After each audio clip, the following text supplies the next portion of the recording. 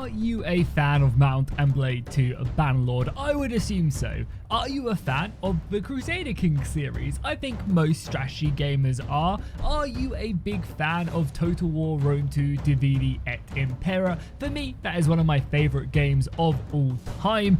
Well, if you are a fan of any of those titles, then you'll absolutely love this mod, Banner Kings. Banner Kings goes ahead and adds in so many grand strategy features into Mount and Blade 2 Bannerlord that it completely changes the game and makes it so much more in-depth and awesome to play. As many of you may remember, I did actually do a video on this mod roughly around about 3 months ago and it was received really well.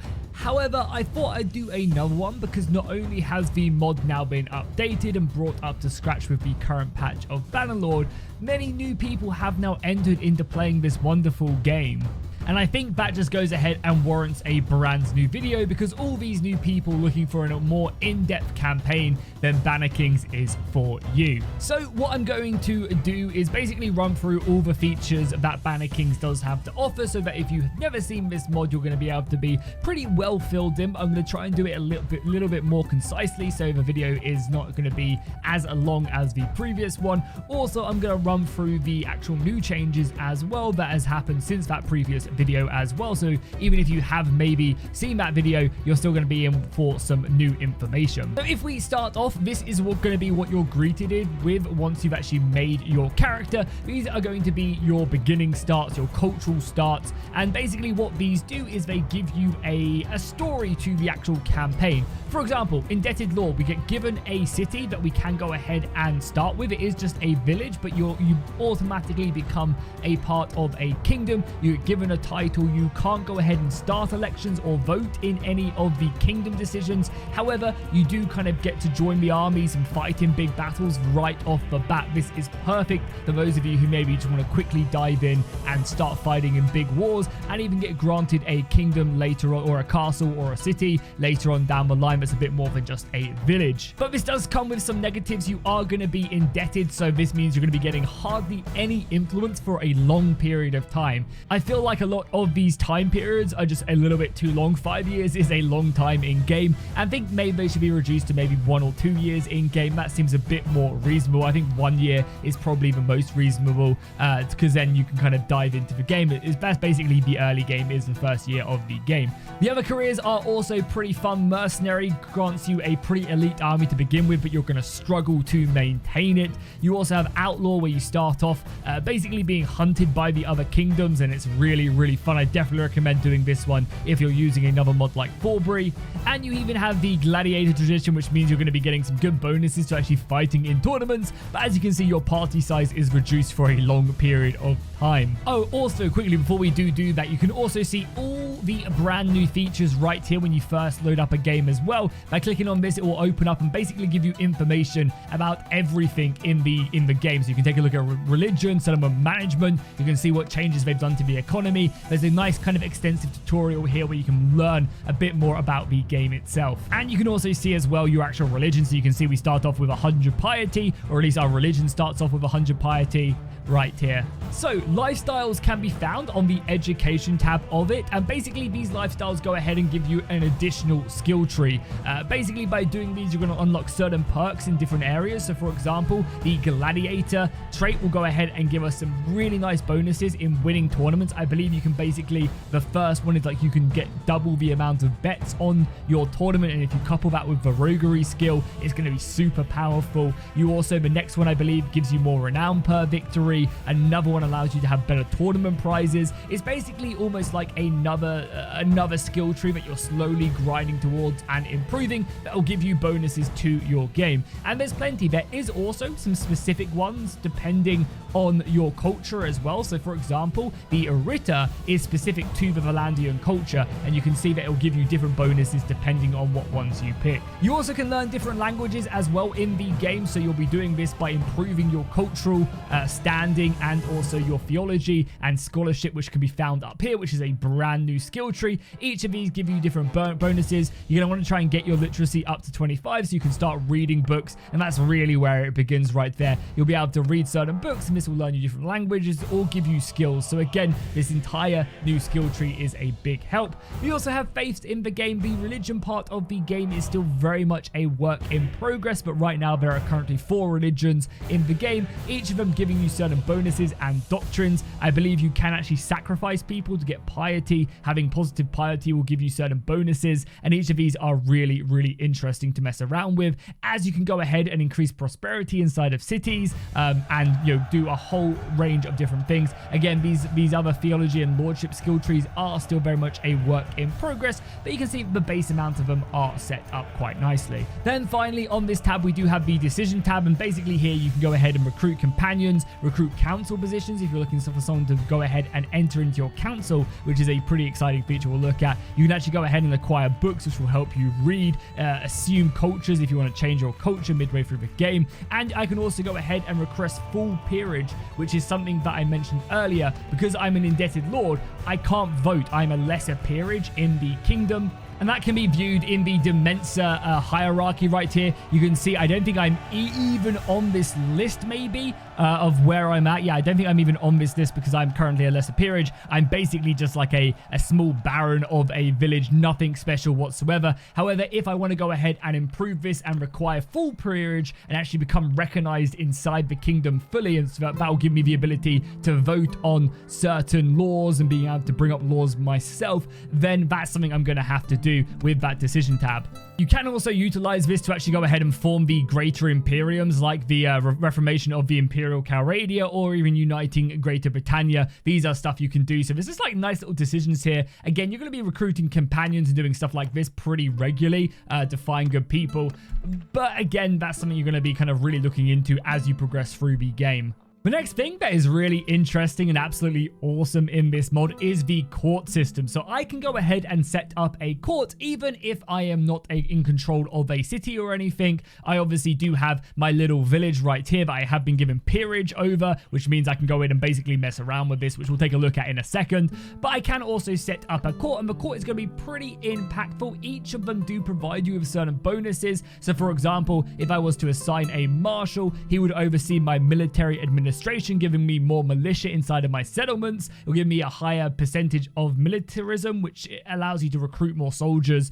Also give us more draft efficiency. Again, means soldiers would come back to being recruited way more often. However, he would also require wages. I'd have to pay him, and that's just kind of a little bit of a money sink. Again, if I had one right there. You also have your chancellors, which again would require, which would boost your settlement loyalty, your vassal limit. Again, you can only have so many people over you, and that is to be tithing. And actually see it here with the hierarchy as well, so you can see like the vassal hierarchy right here.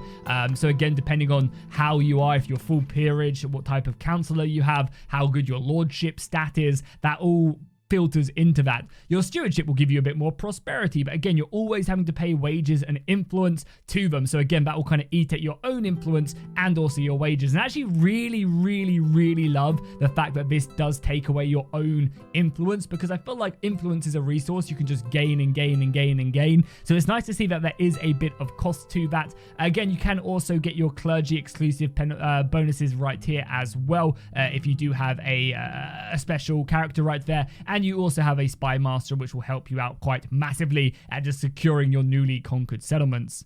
Another neat thing that they have done in Banner Kings is give you the ability to actually upgrade your workshops. This is something I've been dying for Tale Worlds to actually add in itself, and it's really exciting to see that these guys have actually decided to go in and do this. So you can go ahead and upgrade it. It's going to cost you quite a bit of money, and these workshops do actually cost you a large amount of cash as well to actually buy in the first place. But if you get them upgraded, it is going to go ahead and increase the quality of what you produce, and that's even more important because there are now several different types of quality actually in the settlement. So you can get a whole range of high quality goods here. You can see right here we have crude charcoal, crude hardwood. However, you can actually go ahead and get fine hardwood and expert fine wood. There's several, I believe there's something like 6 different variants of these resources, which will of course all sell for a completely different price. So the ability to actually upgrade your workshop and have them resources get built built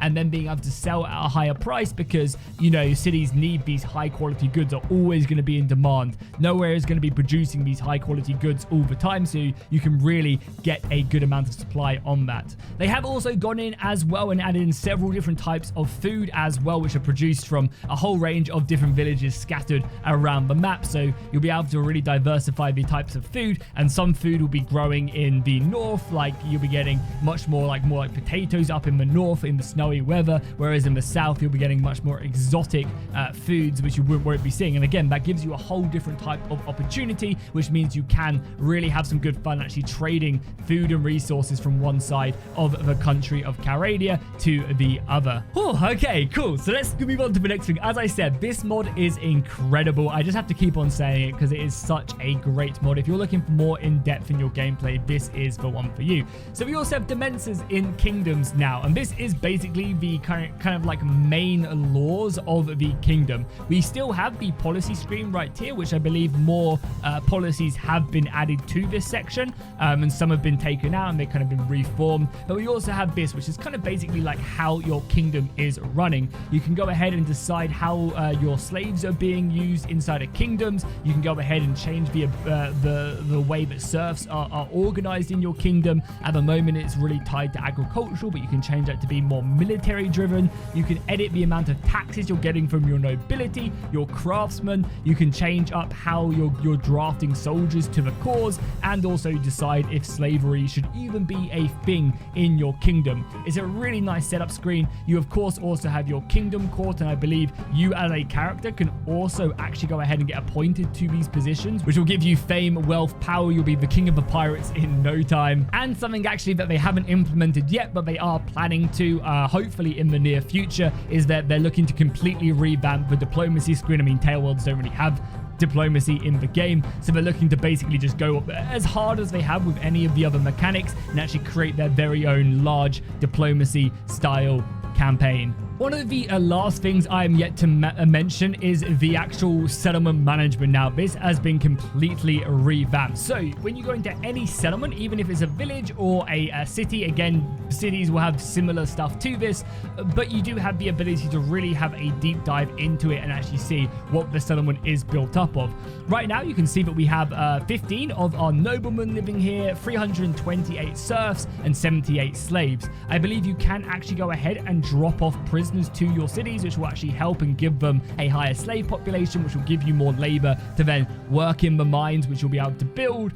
In the village project, you'll be able to actually have more people working here. I believe it's actually one of the buildings. Yeah, the more mines you have, the more slaves, the harder they'll work, and then the more resources you'll get out of it. You can see what the settlement is currently producing. If I was to build a mine, then it would add whatever ore is around this village to this like little production right there. You can also see as well everything right here that the village is producing is currently underway. Again, they haven't had too much time because I haven't been playing much of the campaign to produce stuff, but they are producing more resources in this village. You also have the ability to actually change these. So for example, if I wanted to try and encourage more population to come to this settlement, we should exempt the taxes, and realistically we're not getting any taxes because we're an indebted lord. That's the culture we picked. So sticking exempt taxes is probably the best way to boost population here. You can also see a breakdown of Dimensor. These are like stats you don't really have to worry about too much. You know, again, they're here for people who really want to deep dive in and kind of look at the workforce and try and boost that up and do. You can see actually right now, this is kind of important. Our saturation is actually a bit too high right now. We actually do need to build more work stuff for the workers. So this is actually quite an important thing to actually take note of. We need to build more farms or mines to kind of saturate our workforce a little bit less so that, you know, we're optimally producing everything. And also you can either encourage your militia, you can subsidize it, so again, even if they can't afford the militia, they will be there, and you can also decide what type of militia you want to build up.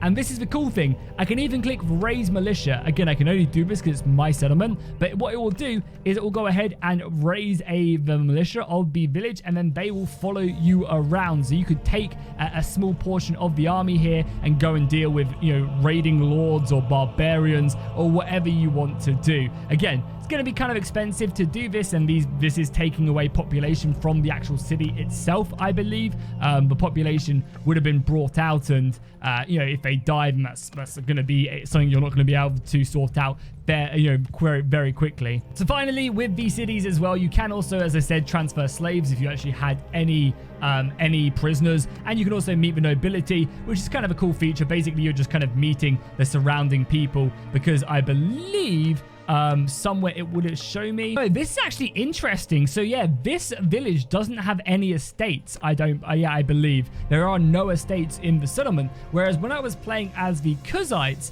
I believe there were things called estates, and people owned land inside of my villages, and they would pay me money because of that. So it's interesting that it's very different from the Valandians to the Kuzites. I'm not sure if that's just because of its type of village or what it is, but that's kind of cool. So another really cool thing about this mod is you have a brand new system called innovations. So every kingdom has these, and then you have some specific bonuses as well depending on your culture, but basically the king of whatever kingdom you have will go ahead and start working their way towards many of these different innovations, which will give you bonuses. Some will give you better bonuses to your farmland, meaning you'll be able to produce more food. Others will give you the ability to actually go ahead and increase the infrastructure of your settlements, which gives you really good bonuses. Others, again, construction speed, but this will be down to your cultural head, and basically this is like the innovation system in Crusader Kings. It's super cool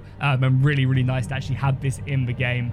So one thing I want to go ahead and also show you guys, which we've actually added recently, is I do want to go ahead and show off the brand new marriage mechanic. So here we go. This is the ability to actually marry into a noble house. If I was to select myself and then select the eligible person, you can see what's going on here. So I don't have much going for me. I'm a bit of a bum. I do own a minor village, but I am heavily indebted, and the King of Valandia isn't going to like that. My spouse score is not high whatsoever. You can see he's not going to be accepting this. He would also require a fairly large dowry for this to be a thing, which wouldn't be good, and also to have to spend some influence as well. Again, would not be great whatsoever. You can also go ahead and assign some, if you wanted to arrange the marriage, so in the future this would happen, or you could also have a feast. Again, their feast that you'll be able to do after the marriage has been done, and it'll give you some more renown, which is nice. I actually like the way they kind of implemented a better way to actually also gain some renown, which is cool. And eventually you will be able to form an alliance. Again, they haven't sorted out their diplomacy packs quite yet, but this will be a thing you'll be able to do. Unfortunately, that's my proposal, and yeah, he's not accepting that whatsoever. But marriages are now going to be in the game, and this is going to be the way you're going to marry. So it's going to be quite hard in the early game just to immediately run for that marriage, especially for someone as important as like Derhart. However, if I was to be able to get a marriage with that, I'd have more of a right actually to go ahead and usurp him and usurp the king and steal his title. Titles are all part of the game. You can also see what our current duties and rights are in here because of our half peerage that we currently do have. But yeah, again, all these titles are important to try and take, and you're going to want to try your best to secure them. If I conquer a settlement, I won't have the lordship, and I'll have to spend resources to actually acquire that title. Oh, that was a lot of stuff to mention. Hopefully that was a little bit more concise than the previous video I did on the mod. I mean, there is just so much in this. It's absolutely awesome. I've also played roughly around about 10 hours, and I've only ran into one proper crash, and that was because I was taking really long setting up my character. And when I started the game, after coming out of character creation and picking my culture start, the game did crash. I reloaded it, and it was absolutely fine the next time. I had not run into any hard crashes whatsoever with this mod. I've always been able just to reload and carry on. I do recommend, though, going ahead and changing your autosave down to 10 minutes, which you can find right here in the gameplay options. Just that way you won't miss out on anything if you do crash. You can obviously tell there is a lot of features going on in this, and that obviously causes some issues. Most mods will be compatible with this. I've been using it with about 30 other mods in my most recent live stream, and the game ran really well with all of that. So definitely something worth going ahead and implementing in your next playthrough. I believe there is actually a compatibility patch with Calradia Expanded, because Calradia Expanded does add in new settlements, so make sure you pick that up if you are using that. And I did actually make a video on Calradia Expanded and Calradia Expanded Kingdoms, which are two very good legendary mods, which if you haven't used, I recommend watching that video. And yeah, let me know what you guys thought of this mod down below in the comments. I'll see you guys in the next one. Be sure to go ahead and drop a like and a comment, and fish out.